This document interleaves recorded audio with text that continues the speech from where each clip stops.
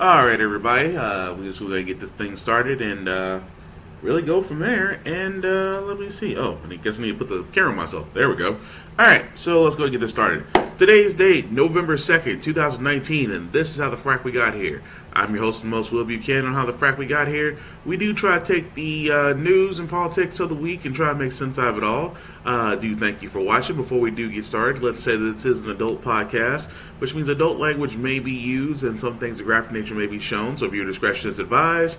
So, how do we begin this wonderful November weekend? Pretty much the Democrats are moving forward with the inquiry, and if you want to know the details about it, this is what we have so far. He said that we will likely have nationally televised impeachment hearings ahead of us. With this impeachment resolution, what actually changes? Now the country knows when it's going to see some of the depositions taken as transcripts that they can read and evaluate themselves. Republicans keep saying they're not going to be the indictment Democrats have been describing for weeks now. The public will get to make its own determination. And as Nancy said, there'll be hearings. But we should pause for a second to just reflect on the gravity of the House vote yesterday. Everything that looks divided bitterly in a partisan way appears small. The Constitution is not. It doesn't get shrunk by a hard partisan vote like this. What matters is the House has set an impeachment inquiry in motion. That means the tide for impeaching this president, at least in the House, appears irreversible. That will be a historic mark this House and this president will never be able to walk away from. The White House is fighting this, of course, Major Garrett, but there is frustration, our White House team has learned, among the aides within the White House, because the messaging from the legal team and then the comms team is not always coordinated. So overall, how is the White House pushing back? The way it has since President Trump was inaugurated, with the president and his Twitter feed. The anxiety in the White House is the impeachment story is larger than any story the president has confronted, much larger than the Mueller investigation. It will only grow larger. And they know within the White House the president likes to retweet supportive surrogates. The White House keeps saying, Mr. President, let's build you a surrogate team, coordinated with the legal team, so there's more people on TV that you can find defending you. The president says, no, I'm the key defender. He wants to tell the country I'm the only witness that matters. And for now, at least, that strategy will continue. Major, as you know, Ivanka Trump weighed in on the impeachment fight for the first time, tweeting a quote from Thomas Jefferson referencing about being surrounded by enemies and spies in Washington. I think she ended it with, some things never change, Dad. So what do you make of that, and how is it being received in D.C.? Well, clearly a not-so-veiled reference to people who work within the Trump White House who have gone willingly to testify before the House impeachment inquiry. So that means there is some dissatisfaction or sense of being surrounded by people who are disloyal. One thing I would point out about that quote, it was Thomas Jefferson in a letter. He wasn't even president yet. It was before he was inaugurated, so these spies and things weren't besetting him as president. The next line I think is interesting also in the very same letter. I pant for that society where all is peace and harmony, where we love and are beloved by every object we see. Not then, not now. Not now, yeah. Yeah, love. So as you can see so far, guys, and I love to say it, I have to say this very eloquently, the Democrats are doing an impeachment inquiry. The Republicans are screaming impeachment. Here's the problem with there's a big-ass disconnect, honestly, between the two. Between the two. If I get tongue-tied, I apologize. The Democrat inquiry is pretty much them saying, we know you did something. I mean, aside from the fact that the Mueller report, aside from the fact that the many instances Trump has given himself away, and aside from the fact that the many times his associates and administration have been caught. But, you know, apparently Democrats need more evidence. Who knew? But anyway, that's what the inquiry is about. It's basically about finding evidence and saying, okay, we need to make sure we have all we need to basically get this guy. Republicans, of course, because they got everything they wanted out of this president, they're not going to, I guess, do the right thing, as much as I like to say about people. They're not going to do the right thing. It's just not going to happen. Because let's be honest, and you can argue this 6 ways from Sunday about this, but Republicans have gotten everything under the sun under this administration. This also means that some fact of the matter is that they're not going to do the right thing and basically allows the impeachment inquiry to go. So when Trump was asked about this at a rally, Trump did his usual thing. We're creating jobs and killing terrorists. The Democrat Party has gone completely insane. The president told supporters in Mississippi that impeachment would tank the economy. If they ever do anything bad to us, if they ever succeed in their wildest dream, which will never let them happen, that stock market will crash like you've never seen a crash before. Friday night's rally marked the first since the House passed a resolution setting the stage for the next phase of the impeachment inquiry. House Intelligence Chair Adam Schiff says transcripts of closed-door depositions could be released as soon as early next week. And CBS News has learned public hearings could begin mid-month, with key witnesses likely to include the White House's top Ukraine aide, who was on the infamous July phone call between President Trump and Ukraine's leader. Lieutenant Colonel Alexander Vindman testified behind closed doors this week that he raised concerns about that call, but was told to keep quiet. We have no choice. We took an oath to protect and defend our democracy, and that is what he has made an assault on. The inquiry so far includes more than 70 hours of depositions from 13 individuals as House Democrats probe whether President Trump pressured Ukraine to investigate political rival Joe Biden in exchange for releasing military aid. There's never been any evidence brought forward that the president committed a crime. There are allegations by people who don't like the president. Not one House Republican voted for the impeachment resolution this week, but a new Washington Post ABC News poll finds Americans are sharply divided over impeachment, with nearly half saying the president should be impeached and removed from office. And that poll found a wide partisan divide on this topic. And while the presidential election is still a year away, there are a few big state races nationwide on the ballot next week that could be an early gauge as to how the impeachment inquiry will affect Republicans and Democrats. That includes a tight gubernatorial race in Kentucky, where the president heads on Monday. But first, he's expected to head to New York for the UFC fight later this evening. Michelle. So basically, guys, I love, this is how Baby Huey loves to do stuff. And it never ceases to amaze me that every time he says, well, if they impeach me, the stock market's going to crash. Too late. It kind of already has, like, multiple times. The Dow is barely recovering. And that's basically because as long as you keep beefing with China and raising tariffs, then yes, it is still going to crash. Because you put travel restrictions for Cuba and trying to block that, saying that they don't deserve our U.S. dollars, yes, that's also going to crash. That's also going to mean things are going to crash. And let's not also forget the simple fact of the matter is that your so-called unemployment rate is really not a reflection of the true unemployment that's actually happening around the states. But then again, this is Trump's diversion. He's pretty much saying at this point, if they get me, all this goes. All this is tied to me. This is the misdirection that he loves to do so well. And the simple fact of the matter is, a lot of people eat that up, especially at his rallies.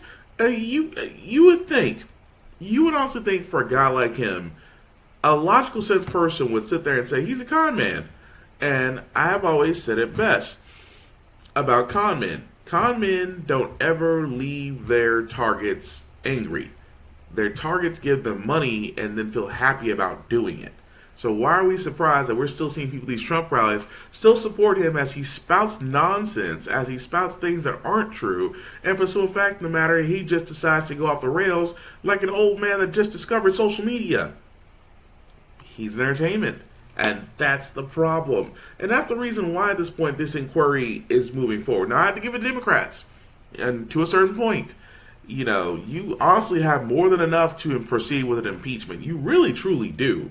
But the simple fact of the matter is that you want to make sure that you get them on all accounts. It goes back to the Mueller report. The Mueller report itself was redacted by William Barr. This is true. But keep in mind, Mueller gave a lot of information to other attorney generals that was not publicly made, which is why a lot of these AGs now are going after certain people tied to Trump, which you haven't noticed. Anybody who's been arrested lately is tied to Trump in some way. if you want dirt, follow the money. That's the way it should go. So again, not surprised about this. And I think that because we are a year away from the presidential elections, I think that within the coming months, either we're going to have impeachment proceedings or this is going to be used against the next presidential election. It just has to be one of the two. But again, it makes no sense at this point that there is more than enough to impeach. I will argue that to death. There is more than enough to impeach if the Democrats decide to do so. And the poll about the people being divided. I don't know who the 47% of people who don't think impeachment is needed, but it is your opinion. It is. I don't know how you got to that opinion, but it is your opinion on the fact that you shouldn't impeach. But it's crazy to me how you decide to go, well, we just shouldn't because we're stuck. We don't have to be stuck with him. That's the reason why we have impeachment. We don't like the president the way he's running shit. He can be removed. He is a person, not a king, not a dictator, which is the reason why the colonies fled the British government in the first place. But anyway, moving right along. How can I put this? Well, let me just play the video before I actually start talking about this. It'll probably make a lot more sense. Bond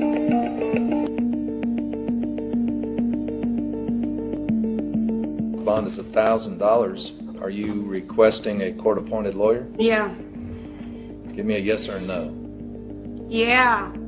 Is there something you don't understand about give me a yes or a no? I don't expect anything but a yes or a no. Not a maybe so, or a yeah, or anything else. Yeah. Or something. I heard what you said. Your bond just went up to $2,000.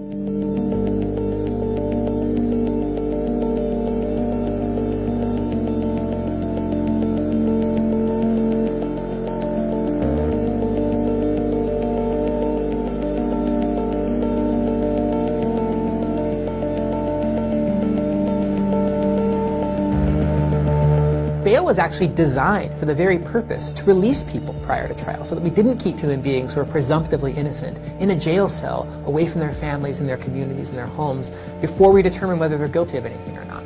But over the last century, and particularly over the rise of mass incarceration in the last 40 years, we've started to use money bail as a way of keeping poor people in jail prior to their trial.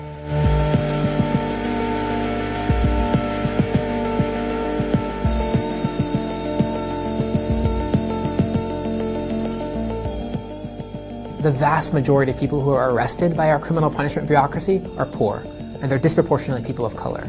And all over the country, no matter what they're charged with, the decision about whether to keep them in a jail cell or not is made on the basis of how much money they have in their pocket.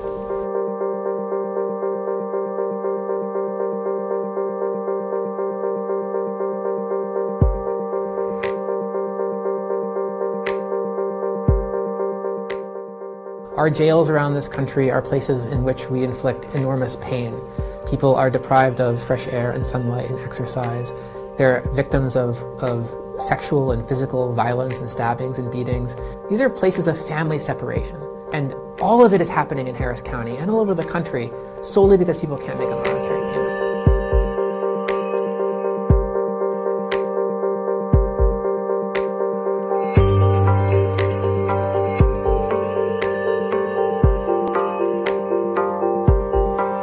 Before your bail hearing, you were ordered not to speak.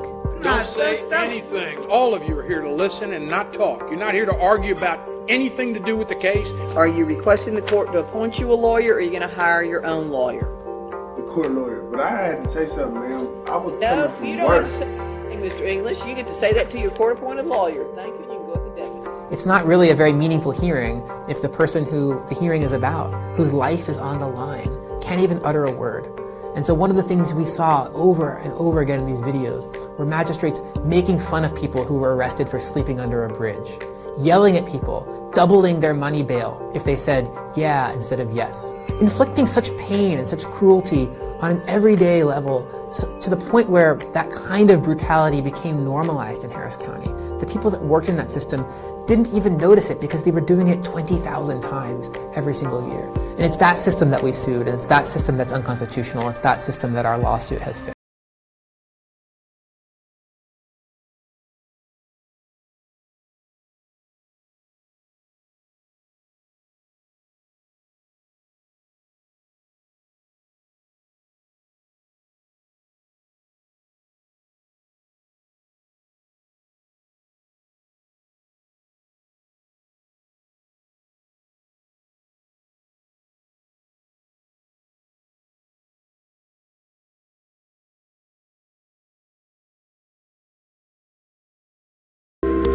same thing that was happening in Harris County is happening to varying degrees in virtually every other city and town in this country. And there's a growing movement all over the country that recognizes the incredible unfairness and injustice and ineffectiveness of a system that bases access to liberty and to bodily freedom on the amount of money you have in your wallet.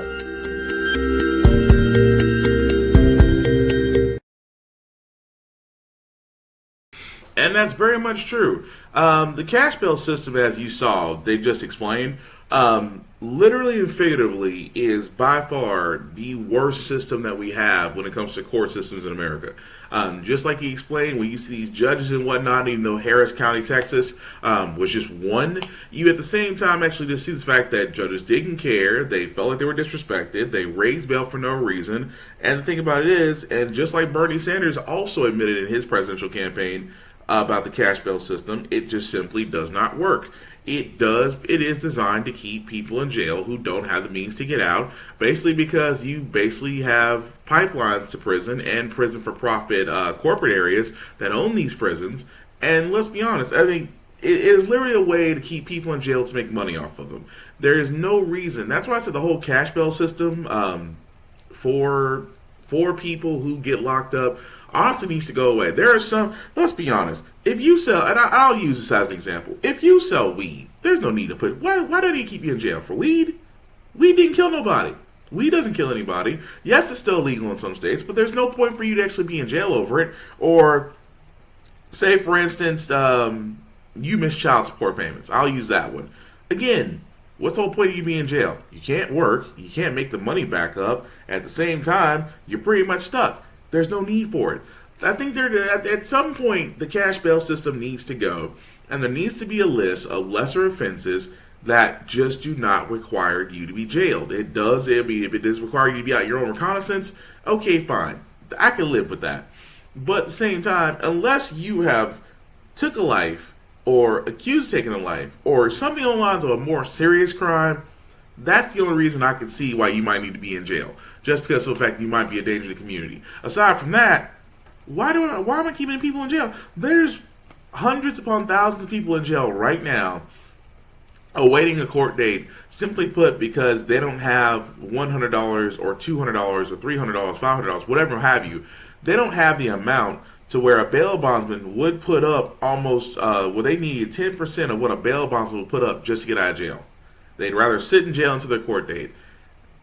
It blows my mind, honestly, that we still in this 2019 and we still have a cash bail system that is literally designed to keep us in jail.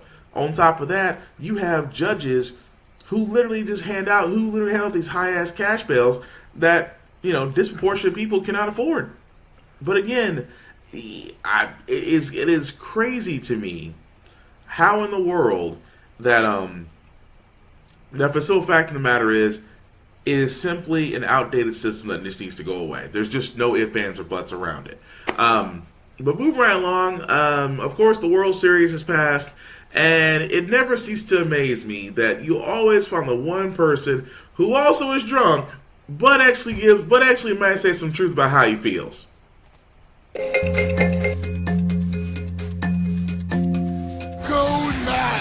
they did it! Amazing! You've been such a gracious fan tonight. Tell me what your thoughts are about this World Series win. I think this is huge for D.C. D.C. needed this. We got some in the White House right now. No. Well, let's go! We don't need that. We're all happy for the Mets, and everybody's had lots of drink down here at Mission Bar. But you know what? A lot of people showing up late for work tomorrow, and we're psyched about that. I'll send it back over to Jim and Sean. Thank you, Sue. Maybe you can wash that guy's out with soap.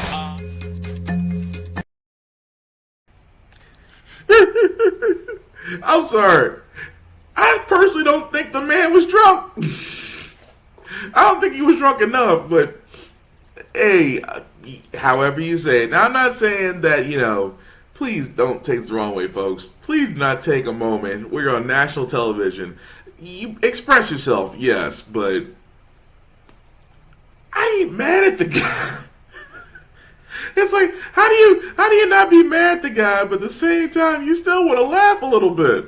Because you just see the reporter go, oh, no, we know. And yes, Fox Station, so you already know they got their marching orders. Fox News always gets their marching orders because anything bad said about Trump, immediately cut. You don't believe me? Look at Shepard Smith, probably the one correspondent besides Chris Wallace on Fox News who left. And it wasn't only because of, he started questioning and fact-checking Trump, like an actual journalist is supposed to do. Actually, the reason why Shep Smith left Fox News was because the president's personal attorney and our attorney general, unfortunately, William Barr, decided to go visit Roger Ailes, the Fox CEO, and after that meeting, Shepard Smith had resigned. Coincidence? I think not. I think the simple fact of the matter is that Fox News used to be the cheerleader for Trump, and then you got so many correspondents out there, well, two, who are actually holding the president accountable. That's why I say Chris Wallace won't be too far off from him leaving Fox News at this point. Because, again, they want to get back to that station of just supporting Trump no matter what stupid shit he does. But, again, I can't knock a drunk Nationals. You know what? I can't. I'm not even going to say he's drunk. I will not knock a Nationals fan that just simply wants to sit there and go, you know what? We really need this in D.C. right now. We got some fucking a-holes in the White House right now. Hey, free speech. Gotta love it. Moving right along, guys. Senator Warren did release her Medicare for All plan. Now, it's amazing to me, honestly, about the Medicare for All plan because, again, Bernie Sanders has brought this up. Between Bernie and Warren, they have both brought up the fact that a Medicare for All plan is needed. Bernie Sanders wants to go to a single payer plan. Elizabeth Warren, up until the day before yesterday, had released her plan, and honestly, I think it's pretty cool. Now she's telling us how she will pay for it. Presidential candidate Elizabeth Warren unveiling the $20 trillion, that's trillion, proposal just moments ago, and she is still pledging there will be no middle-class tax hike necessary to fund it. CNN political correspondent MJ Lee has more on this. MJ, explain the details here. $20 trillion. How does Warren plan realistically to pay for that without a middle-class tax increase? Yeah, Jim, this is an issue that she has been being asked about for weeks now and has been criticized a lot for not having an answer to how she plans to pay for Medicare for All. And now she has put out a plan detailing how she plans to do that. And the big question that she has been asked and she hasn't been able to answer is, will middle class taxes go up under Medicare for All? Today, she is saying no. She writes, we don't need to raise taxes on the middle class by 1 penny to finance Medicare for All. Now, politically speaking, this is a very interesting split screen because, of course, Medicare for All is written by Bernie Sanders. And Sanders himself said this week that he doesn't believe it's yet necessary to put out a full detailed plan explaining how to pay for it. Warren now saying it's important to fight any misinformation that's out there by putting out this detailed plan. So now let's talk about the numbers. She says that the price tag is $20.5 trillion of new federal spending over 10 years. She is saying that this will be paid for in a number of different ways, as you see on the screen there, including employers continuing to make their contributions. That accounts for at least around half of the total. And then there are things like cracking down on tax evasion and fraud and targeting the financial sector and large corporations with more taxes, and then beefing up the wealth tax. This is her signature plan on taxing the wealth of some of the wealthiest Americans. She's already put out that plan, and now she's saying, actually, I amend that, and I'm going to have the billionaires pay a little bit more than what I initially imagined. So there are a lot of numbers here that analysts and experts are going to chew over, and her critics will certainly say this is still not realistic. You can't really get to that number. But again, politically speaking, it's significant that she has finally put out a plan trying to answer questions about how she plans on paying for all of this. And Jim, just one quick final note, and an important note at that. She says that she's going to put out yet another plan in the coming weeks on how she wants to transition to Medicare for All. This is significant because Bernie Sanders imagines the transition period being 4 years. So if she's going to put out a plan of her own, tone on transitioning to Medicare for all, perhaps she could envision a scenario where that transition is longer than what Bernie Sanders envisioned. So we just don't have the answer to that yet. All right, so pretty much to make a long story short, guys, if you're rich, she's coming for you. And I do like that. And, in a long story short, Warren's Medicare for All plan does make sense. For her not to tax the middle and lower incomes, she is going at the top tier percent. And honestly, that is economically sound. It really is. The reason why? The current tax plan that we have in place gives the top percent all the tax breaks, but increases the taxes on the middle and lower classes, but takes away their tax incentives. So, how do you pay for everybody to have equal access to health care? Easy. Go after the people that can't afford it, because they can't afford it. So, I expect that there will be a lot of arguments coming from that situation, especially since we can't tax the rich. Yeah, we can. That's why they're rich. Realistically, there's no sound argument for that. There's no sound argument anybody can come up with that we cannot just tax the rich. It can be done. It has been done. Historically, our economy has flourished when the rich have paid more and tax breaks and incentives were given to the middle and lower class. Historically, that's how our economy flourishes. Our economy diminishes when you basically take away those tax breaks and you have the rich pay less, but you have the middle and lower pay more. The economy diminishes. Don't believe me? Look it up. It's historically found. So there makes no sense to why we can't sit there and say, yeah, let's tax the hell out of the rich. They can afford it. At the same time, I love the fact that, I won't say I love the fact. I do find it interesting that Warren sit there and says, well, she's not calling it a single payer plan. Keep in mind, Bernie Sanders wants to do single payer. For all those that don't know, single payer is pretty much a government instituted health plan for the entire country. A lot of countries are employing this type of single payer system.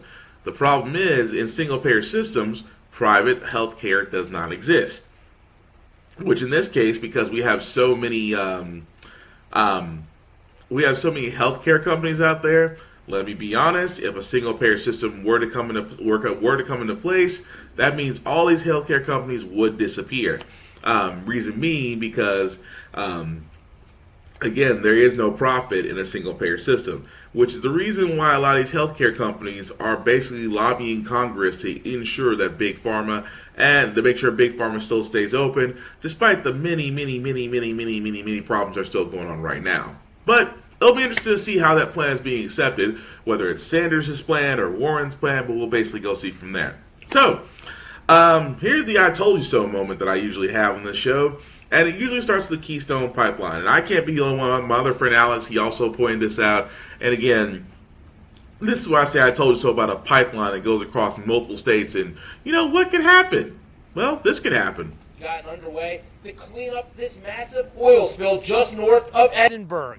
And WDOI News has learned the plan is to work around the clock for the foreseeable future. I could smell the oil. That's all Marla Zeiden could smell when she got home from work Wednesday. Her home is just half a mile from the pipeline. It was really heavy smelling, and I'm like, oh, are we going to blow up? This portion of the Keystone Pipeline was buried in the ground about a decade ago. Marla and her husband never opposed the project. She says except for a light hum, they've always felt safe. It's kind of scary. I mean, I didn't expect anything like this to happen. In all, nearly 400,000 gallons of oil leaked from the pipeline, which is buried several feet below the ground. That would fill half an Olympic-sized swimming pool and cover half a football field. Basically like a whale blowing out its water. It blew the oil up into the air because if you see the site, eventually you can see where the oil sprayed. It got caught up into the wind and then it drifted over. A computer system shut down the pipe almost immediately late Tuesday night when the pressure decreased. The pipeline, which is owned by TransCanada and stretches from Alberta to Texas, is now off. So that could take quite a long time to come up with an exact answer as to why there was a failure in the pipe. The environmental impact is expected to be minimal. The area is for storm runoff, and the ground is expected to freeze soon. They're going to bring in some new clean dirt, and they'll work at restoring that wetland to its previous condition. While it's believed the extent of the spill is known, it's far from a guarantee. We don't know what could potentially come from it. Do we need to get, pack our stuff and get out of the house? And it's those fears that made the news a topic on the campaign trail today. Democrat Bernie Sanders tweeted he would shut down the Keystone Pipeline if elected president. One big concern amongst the community and law enforcement here in rural Walsh County: will pipeline protesters show up in response to this oil spill? Reporting from... And yes, the Keystone Pipeline. The one the one that those at Standing Rock were protesting against, because the simple fact of the matter is that it can destroy wildlife, basically destroy wildlife, the ecosystem, and oil spills. And how TransCanada sat there and said, "Oh, that won't happen. We'll make sure that doesn't happen." Yes, because a 3,000-mile pipeline that goes from Canada to Texas wasn't a bad idea already. Keep in mind, that is just one of many oil spills that has happened since its introduction. Keep in mind, folks, when it comes to the simple fact of the matter of pipelines are bound to fail. It happens everywhere. And this is the reason why pipelines themselves should be looked at, but maybe in some cases some need to be removed. Because let's be honest, you have oil, you have pressure going through a metal pipe on a continuous basis. Scientifically, something is bound to fail. That's usually how it works. So again, with the Keystone Pipeline, because it stretches across so many states, the danger of an oil leak is even greater than it was at Deepwater Horizon, and they're in the ocean. This is going over different lands and states, and that's just one. A 400,000 gallon leak, and that's just one reported one. They have at least 5 to 7 on a monthly basis in different areas. The pipeline itself was a bad idea. President Obama thought it was a bad idea and actually halted portions of it, while Donald Trump sat there and said, let me undo everything the black guy did, and pretty much approved the Keystone Pipeline. Mainly because TransCanada and other companies actually lobbied to give Trump money during his congressional run, which actually led to the fact of the Keystone Pipeline actually being completed. Coincidence? I think not. But again, when it comes to the fact of oil leaks, it just simply makes no sense to literally ignore the fact that this is a ecosystem failure waiting to happen. There's no either for buts. Not just because of oil. But again, moving right along, guys, I feel bad for Florida because Florida usually gets a bad rep, Florida man who's always doing crazy shit. I think Florida man's about to have competition, and here's why. In Florida, you officially have a new resident, a new neighbor, in fact. President Trump, well, sort of. He recently changed his permanent residence from Manhattan to Palm Beach. And our Aaron Katursky has more details about this. Aaron, good to see you. Good to see you, too. What's the significance of this move? Look, I think he is doing what any New Yorker getting advanced in age is doing. You hightail it to Florida, and that's what you do. You decamp. And move out of your high rise, and you go to where the sunshine is. And President Trump filed notice that he is going to move his residency out of New York City, which has been his home base since birth. He was raised in Queens, has lived at Trump Tower since it was built in the 1980s, and now says that he is going to make Palm Beach his permanent residence. This could be for tax purposes, which it is. That's what people say. For a lot of people who make a lot of money in the city and then move down to Florida. But the president also says he has been treated very badly by the politicians of New York City. Of course, in a deep blue city, he is deeply unpopular. Yeah. So what are the tax advantages, just for people who don't know, New York compared to Florida? Well, you live here. I live here. We pay a heck of a lot in income tax, and there is no state or local income tax in Florida, where the president's going to be based at his Mar-a-Lago, golf resort. So that's an advantage for one. Governor Cuomo in response, said, well, good riddance, because you didn't pay taxes here anyway. A claim we can't verify because, of course, the president's never released his tax returns. Oh, my goodness. So do you think people are generally happy about this? Well, Trump Tower itself has become kind of a monument for either protest or to take pictures if you love the guy and cheer him on. So I think for, So let's go ahead and skip to the end of that. Number one, Florida, I feel bad for you guys. Basically because Trump says, I have been treated badly, okay? I am the greatest New Yorker. I am the best New Yorker. I believe I'm the best New Yorker I know. I believe I'm the best New Yorker I know. And I cannot stand... And people love me. People in Florida, they love me, okay? I love Florida. Nothing wrong with that. No tax. I mean, he goes in that whole shit. But the thing about it is, though, yes, it is tax related. People in Florida pay less than people in New York. New York has a shitload of taxes. Florida has less.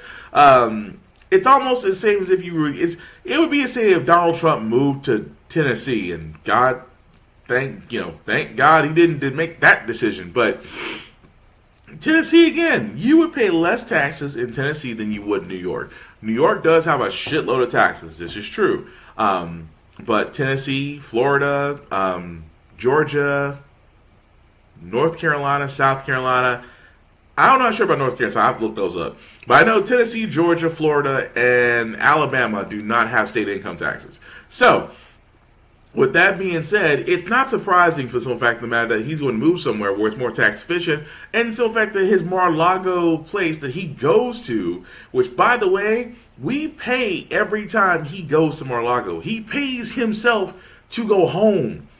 I wish I could pay myself to go home. This guy does it every time he leaves. So I'm not surprised some fact of the matter is that he's going to change his residency. They always say if you can make it in New York, you can make it anywhere. Yeah, not in Trump's case. But again, Florida, feel bad for you guys. You just, this the one time you can say there goes the neighborhood, and it's not referring to a black person. But again, good luck with that, Florida. So Beto O'Rourke decides to drop out of the race and for all those that didn't see it coming, and decided to give his last speech. And that my service will not be as a candidate nor as a nominee of this party for the presidency. I entered this campaign because I believed that we had the ability to bring together a very divided and highly polarized country in the face of the greatest set of challenges that we have ever known. And that chief amongst those challenges is the fear that grips so much of America today. The fear that our current president wants us to feel about one another and about ourselves as a country. The very real fear that far too many live under day in and day out. And the fear in public life too often to do the right thing because it may go against the political wisdom or the polls or the politics or our prospects in the next election. But here's what we have all done and what we all decided to do. We chose in the face of that to be unafraid, to say what needed to be said, to call things by their right name, and to go everywhere, especially those places that have been counted out or forgotten or taken for granted, to bring everyone in to the solutions to these challenges and our democracy as it faces the test of all tests. Have some breaking political news to tell you about Democrats. All right, that got past me. Sorry about that, guys. So, Beto O'Rourke, guys, simply put, to go ahead and just keep it to a certain point, Beto O'Rourke, I do like the guy. I do. I liked him since he sat there and said, hell yes, we're coming for your guns, we're coming for your AR-15s and things you don't need. I feel like he fell short because after you had that response, you didn't really follow up with anything. You pretty much just kept talking about, yes, we're coming from him, and nothing wrong with a little profanity. I use profanity on a daily basis, but you didn't follow up with anything remotely bill or platform wise. And I think that's what got lost in the sauce.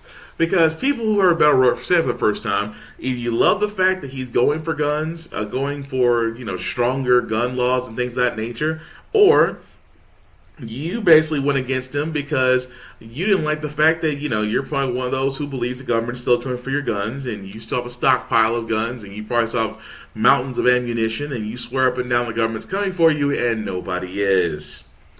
You're probably either one of two people, but for Beto's case, it wasn't a capitalization moment. It wasn't a what's the platform you're doing? What's the is gun reform the only platform you're doing? Things of that nature. It just never got off the ground with him to the point to where you had the pulse. Now let's see what you do with it, and it just didn't go anywhere. So, I mean, I hope he still runs for Senate I hope he still runs for the Senate in Texas because. Please, oh please, you'll beat Ted Cruz. But I hope he does come up with similar platforms, something of that nature, to where he can back up what he says versus just shouting out we're going to be coming for guns that people don't need. But again, I'm not surprised with Beto O'Rourke. Not surprised with Kamala Harris either, because Kamala Harris hasn't been reported yet, but she also may be dropping out of the presidential race because Kamala Harris, much like Cory Booker, I don't see anything significant about their runs. In the same way with Andrew Yang. Andrew Yang had an idea, and I love about the idea. I wish he stopped calling it a freedom dividend. I hate that word. It's universal basic income. He's literally the only president talking about it. I'm sorry, the only presidential candidate talking about it, about universal basic income. Just because of the rise of automation, the fact that most jobs will be disappearing, and will put Americans out of work, universal basic income will become a necessary item in the future. I wish he spoke more on that, but again, between Andrew Yang, between Kamala Harris, between Cory Booker, I feel like in Amy Klobuchar, which I don't know how in the world she's still in the race because she still has yet to provide anything except to criticize and question, and then Marisa Tiliani, which Clinton accused the Russians and the Republicans of grooming for a third-party candidate. Again, you have at this point 5 people who are in this presidential candidate race that don't need to be there anymore. I just don't see the point. But again, shouldn't be surprised because you still have Biden, Warren, and Sanders. Because at this point, I don't know why Biden's still in the race at this point. But then again, old white man, what can you say? But moving right along, President, I know one more thing we got left from Baby Huey before we kind of get to our next to last stories. This wonderful thing he had to say about, well, I'll just let him speak for himself. Without impeachment, the market would be much higher. People don't want to see me. It's not going to happen, by the way. I'll tell you what. First of all, this thing, if they want to pursue it, I can't imagine it taking very long because it's so basic, it's so simple. But if I wanted to, that could take a long time. But I don't want that. I think the stock market has been very much affected. I think the stock market right now would be substantially higher. And one of the reasons it's up 300 points today is that people finally got to see the transcribed letter or version of the phone call with the president of Ukraine. And everybody that saw it said, oh, this is good. And the market went up a lot over the last short period of time because they finally got to see it. Most people thought it was the Adam Schiff rendition, which he made out. But when they saw the letter, you look at what's happening with the stock market right now. When they saw that letter, look at what happened in the stock market today. I will say, if anything ever happened, you'd have a crash, the likes of which this country has never seen. Thank you. Thank you. So let me confess doom and gloom over the stock market, how because of me and my transparency, the stock market has risen. And oh yes, if you do impeach me, the stock market will crash and we all will die. That's pretty much the transition he just gave. So it shouldn't be surprising about Trump again taking credit for the stock market being risen up again, because like I said before earlier in this podcast, the stock market did rise back up to 300 points. Keep in mind the fact that Dow has actually been falling for the last 2 weeks, and now it's finally risen up. And he says it's because of the transcript that was released between him and the Ukraine's president, although anybody with a pulse could see off that transcript that was actually sent off Well, the simple fact of the matter is that yes, you were caught trying to get a quid pro quo. Interesting word. Quid pro quo. I'm tongue tied. I apologize. But anyway, pretty much getting his back scratched in case of him saying, "Well, can we find some things out about Biden and his son because they have ties to Ukraine?" So to sit there and say he's exonerated by the transcript, yeah, that's a stretch, sir. More like a stretch of that toupee you call hair on your head, but a stretch nonetheless. But speaking of things that are stretches, guys, unfortunately, if you're in Russia, aside from the fact that you have Putin as a president, basically the online Iron Curtain has gone into effect. For all those that don't know, the Kremlin, basically, the government in Russia, has given itself the ability to protect Russia by cutting off the internet or blocking certain sites from the internet access in Russia. What does that basically mean? That basically means that they can turn around and block the internet or block certain sites based on how they feel about them. So it's interesting that, short story, they can run their own internal networks. So what that basically means is Russia at this point this actually should be a warning sign really for a lot of us here. Now, you're probably wondering, well, that's Russia. They have a different totalitarian government. They have a guy who literally has people often assassinated. How does that affect us here in the States? The same thing can happen here. I mean, keep in mind, we still have the Patriot Act. Now, the Patriot Act does give the government the ability to listen in, track, and record any conversations. That means any conversations you do over webcams, any conversation you do over smart devices, any conversations that you have with your Amazon Echo, your Google Home, things of that nature. Anything that is a smart device can honestly be recorded. Much like in the same sense this podcast right now can be recorded and watched by the NSA. So, if they have the ability to give themselves that from the Patriot Act, imagine what they could do if they had access, if they decided to take the worldwide access that the U.S. gives itself and decides to put it under the same scrutiny as Russia does. I'm just saying that's how freedom of information gets controlled, simply put, because you have gatekeepers that can decide what they believe is a danger and what is not. So, even though it is Russia, and even though the simple fact of the matter is that the Russian government, the Kremlin, said that it's only for emergency use, imagine that they'll be blocked for some time and all of a sudden they become just like China. Or North Korea, if you will. But again, shouldn't be surprised by the fact of the matter that they're taking these measures and calling it an emergency. It's not. Oh, so before we do get to our good news segment, I love this part of the year. I cannot wait until tonight. The reason why? Daylight savings time finally dies. Well, at least for now. Yes, daylight saving time is over by I think 2 a.m. today, 2 a.m. Sunday morning. So we get to set our clocks back, or fall back as they call it. And I'll be honest with you, short little rant. I hate daylight savings time. I personally don't see the reason why we even follow it. I don't even know why it's still a thing. I don't know why, for the simple fact of the matter, is that every time we spring forward, we have to set our clocks forward back an hour. So, I'm sorry, back an hour. Forward, we have to set our clocks forward an hour. I apologize. But the simple fact of the matter, I never understood why. You lose an hour of sleep. People are cranky. I know I'm cranky. I'm extremely cranky if I don't get any sleep. Much less if I lose an hour of sleep just because some indication that we used to use for World War I is still in effect for no absolute fucking reason. And honestly, I'm kind of happy about this because I'm not the only American. Turns out there's a lot of us that hate this. We prefer not to switch back and forth to our daylight savings time. A lot of us actually out there, according to a poll, would just simply stick with fall back. We would set our clocks back an hour and be fine. And I personally believe that if I ever win into political office, my first mission in life is to destroy daylight savings. I won't say destroy. Destroy is such an ugly word. If I were ever to run for office, I would sit there and say, I want to remove daylight savings time. I do. It just serves no purpose. It doesn't. It is annoying. And for all you early risers, this won't matter to y'all. Early risers are just weird people to me. I personally think they're kind of serial killers for anybody to be up at the crack of dawn. But hey, that's your prerogative. I'm not going to knock you for that. But for me, no. I need all the sleep I can get. And I love the fact, like I said, with daylight savings time's coming around, and I do love the fact that a lot of people out there simply are not with it.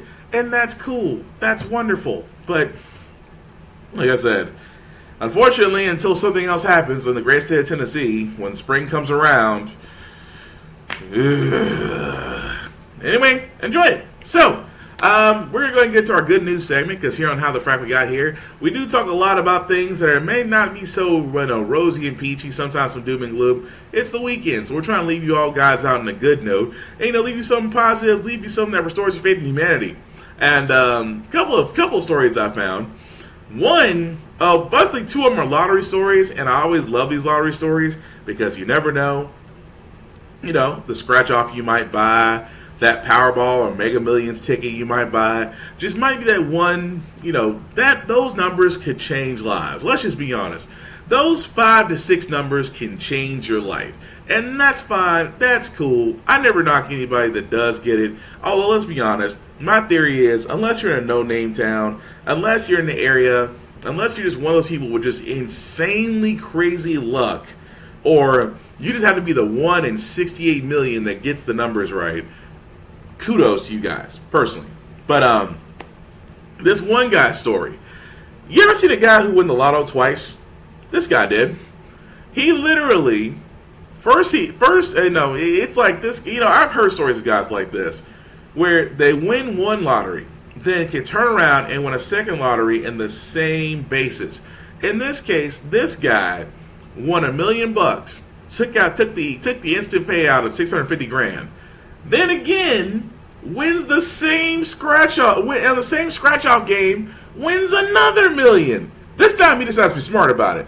He takes the $1 million payout in 20 annual installments, which he gets about $50,000 a year before taxes. So again, $50,000 a year. You basically get $50,000 a year for the next 20 annual installments. So you get 50 grand for the next 20 years. So that's 50 grand before taxes, which is nice. But again, this guy has basically won it twice on the same scratch off. I'll be honest, I'm jealous. I mean, don't get me wrong, I play scratch offs from time to time. If I have $1 here, $2, hey, just play a scratch off, see what you get. Sometimes you win some, sometimes you don't. A lot of times you don't, but sometimes you win, and that's always good. But I can't knock a guy with incredible luck like that. I really cannot. It amazed me so how he was able to really get that. But again, I'm not knocking it. I just think it's cool, and it should be left as such. The next story I have is also a lottery story, but I love this one because this guy going to his last chemo surgery. Well, that's not what I want to do. So Ronnie Foster, as his name, was on his way to his final cancer treatment because, if, like a lot of us, fuck cancer. But going on to his final cancer treatment, he found out that his ticket was out of the Mega Millions. He won $200,000. So you gotta think, literally all the simple fact of the matter is that he beat cancer on his final cancer treatment, and he's beat the odds. Because, like I said, and also on a short note, cancer is truly a serious thing. If your family has a history of cancer, if you're a woman, get checked. If you're a guy, get checked. Guys, you know what you can check for. Ladies, you know what you can check for. But on a serious note, check, detect. Early detection is the best way to survive cancer, and above all else, fuck cancer. But this guy, Mr. Foster, leaving his cancer treatment, going to his final cancer treatment, finds out that he wins $200,000 off a lottery ticket, which means after taxes he can take home $141,000. If there's not a better gift than saying that you're going to live, but now you have some life-altering money, there is just no way on God's green earth you cannot be excited about that. I think that's cool. To me, that's like saying, not only did you beat cancer, now have some money. Go enjoy it. Now, don't splurge it, because I truly believe if you win anything over $100,000, you better figure out how to make that $100,000 $500,000 by next year. You know, it's all right. You are allowed one ridiculous. Let's go into imagination land for a second. I truly believe that if you do win anything off a lottery ticket and it's of substantial money, the key thing you want to make sure of is that you make sure how to keep your money. But, and I say but, you are allowed one ridiculous purchase a year. Now, what's ridiculous? Ridiculous is that one thing you've always wanted to get, but, within good reason. Like, unless you had a shitload of money and you were backed up, you can get it. That's fine, that's good, that's wonderful. But you are allowed one ridiculous purchase. And after that, that's it. You chill out for the rest of the year. I think that everybody should do that to get that out of their system. For me, it would probably be a house or a truck or, something that I probably don't need but would like to have, but now I have the ability to have without putting myself in the poorhouse. I'd probably do it. I hope for Mr. Foster, thank goodness, he's in his final cancer treatment. Hey man, enjoy that money because you won on 2 accounts in my opinion. And finally, I know I said I had 2 lottery stories. Have you ever met a dancing priest? I'm gonna be honest with you. I'm not Catholic in any way, but I'm pretty sure this is the most hypest priest you will ever see at a pep rally.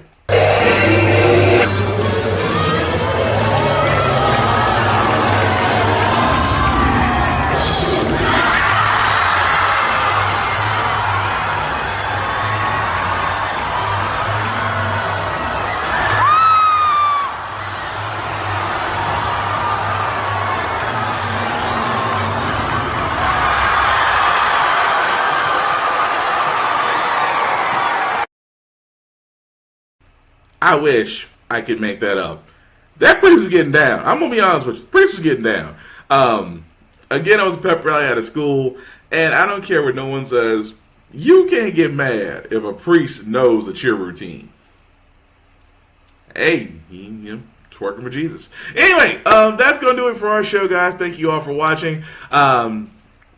Especially those who jumped in and out. I know all got busy lives, but let me say it from the bottom of my heart, I do appreciate everybody that watches this show, that watches the podcast, that shares it, that likes it, that tweets it, that responds back to me, that brings me things to find or basically wants to discuss things that I talk about. I do say from the bottom of my heart, thank you so much, because honestly, it keeps me going, because I like to be able to sit there and give that view of the world, and at the same time I like the fact that people also appreciate it and tells me about it, because again, this is all about giving a different perspective. So I always want to say first and foremost, thank you so much for that.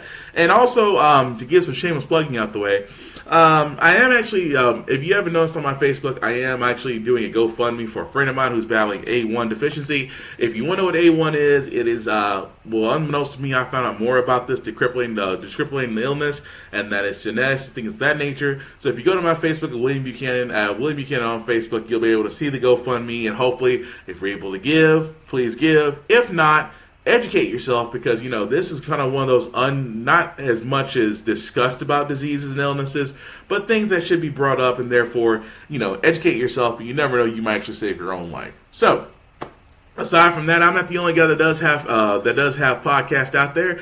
I'll start with my buddy Vaughn, Ethan Von Weatherspoon, on Facebook, BZA Down on YouTube, has several podcasts of his own. He actually has the VSTs, which the VST is a podcast of various news. That news can be music, video games, things of that nature. Highly informative show, just like mine. He also has a Rhythm This Week, Reminisce Over the Rhythm, in which he goes over albums both past and present, and basically grades into a 4-tier system. If you want to know what that 4-tier system is, you have to watch Rhythm This to find out. He also has Random as Fuck with Uncle VZ. What is Random as Fuck? It is the pool of ratchetness we sometimes dip our toes into to basically take a break from life and have a chuckle. Some videos make you think, some videos make you cry, some videos have you scratch your head. Like my personal favorite, which I keep on saying is on World Star Hip Hop right now. Just look up Person at Burger King on Fire. You will not be disappointed.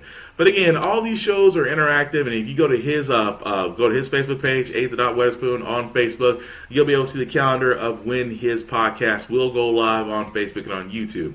My other buddy of mine will be here eventually, Thomas Reed. We call him the Mountain Puncher. Has a podcast on called To Be Determined. What is To Be Determined? If you haven't seen Thomas Reed by now, he is probably the most fittest of us all, because he stays in the gym all the damn time. He literally stays in the gym 7 days a week, but he loves talking about fitness because apparently that's his life. The gym is his girlfriend. His words, not mine. In which he loves, on his To Be Determined Fitness podcast, he does talk about workouts, talks about nutrition, talks about what works, what doesn't work, and gives his own personal testimony of things you might see in the gym.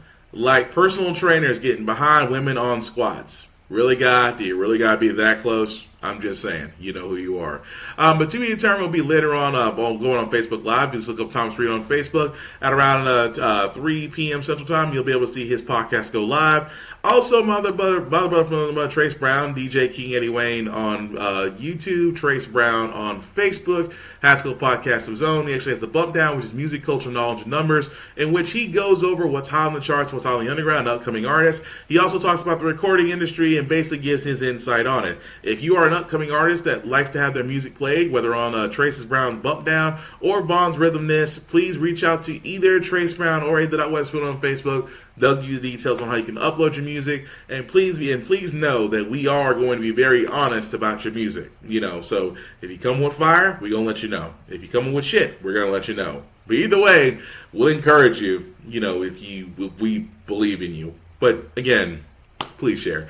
Aside from the Bump Down, he actually has the Smoke with Truth. The Smoke with Truth is literally the most brutally honest podcast out there. I say it's not for the faint of heart. It is where angels fear to dread and tread. But at the same time, if you're willing to really have that really deep to heart conversation and can do so by leaving your ego check to the door, then the Smoke with Truth podcast is for you. I keep saying that because Trace is very unorthodox, but a very intelligent brother, and really should be given the time. And like I said, like, share, and subscribe as far as all those goes, because I pretty much think, because me and him have discussions and debates all the time.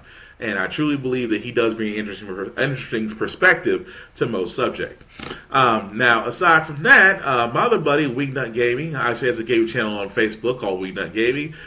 He's a guy who likes first-person shooters. He likes Battlefield 5, Call of Duty, Apex Legends, Fortnite, his choice, not mine. World of Warcraft Classic, which he's gotten back to playing. But anyway, very social guy that just likes to be able to play online with others and basically have a good time. I play with him time to time on Apex Legends whenever he's on. But definitely look him up, Wingnut Gaming on Facebook, and like, share, subscribe from there. And also, aside from my podcast, How the Frack We Got Here, which is every Saturday from 10 to noon, I also have one that'll be later on today at about 7 p.m. called Off Limits Podcast. It is the podcast that goes there. What we do at Off Limits is what a simple thing I have believed in. I truly believe that the problem is with conversations these days is that nobody's willing to talk about those subjects. I'm talking sex, politics, religion, all those very sensitive subjects that nobody wants to talk about because they want to avoid uncomfortable conversations. I do believe that until we start having those conversations in a reasonable and polite manner, we can get back to having civil conversations, which leads back to us having progressive people, which is why tonight will be a very interesting topic. So around 8 p.m. on Facebook Live and also on YouTube, Off Limits Podcast, it'll be the podcast that definitely goes there. Now, as I said before, all of us do have YouTube pages, so... Excuse me, I'm out of breath. So, all of us do have YouTube pages. So, if you look up BigBZA.podcast, DJ King Eddie Wayne, To Be Determined, it is the number 2. It is the letter T, the letter B, is the letter H. H. Oh, my spelling sucks. So I'm sorry, Thomas. I messed up on yours. So for To Be Determined, it's the number 2 is letter T, is letter B, is letter D. So T as in TBD, as in To Be Determined is how you can find Thomas's page. And of course with mine, just look up How the Frack We Got Here and Off Limits Podcast. All of us have active YouTube pages. Please like, share, and subscribe. And basically just tell your friends, because hey, it may not be your cup of tea, but you might know somebody that might like this and make me want to share it that way as well. And again, thank you for all that do that. And at the same time, guys, like I said before, it's all about sharing. So if you like what you saw here, please let me know. If you didn't like it, let me know. Or if there's stories that I missed or stories that you think that should be discussed, reach out to me and I'll go from there about that. But the last thing I'll say about How the Frack We Got Here, it's all about staying informed. Staying informed means that you're not accepting everything that you see at face value. You are literally going beyond that. You are investigating. You are checking the sources, and then coming back with your own with your own explanation of the truth and being able to explain it to others and hopefully encourage them to do the same. Because an informed community can make a lot better decisions than an uninformed one, because an uninformed one got us Trump, and that's how the frack we got here. So thank you again, guys, for all watching. I certainly appreciate every one of you guys. And if you're watching this on the watch party of the replay, please comment as if I'm actually here, because chances are I probably will be seeing these. So I like to be able to see feedback from all this. But again, guys, thank you all so much. Hopefully enjoying this Saturday. Hopefully it's not too cold. I love the fact that it's cold. I love the fact that it's cold and it's falling back. It's such a good day for me. But aside from that, guys, thank you all for watching How the Frack We Got Here. I certainly appreciate it. Look forward to see you guys in the Off Limits podcast later tonight. I'm out.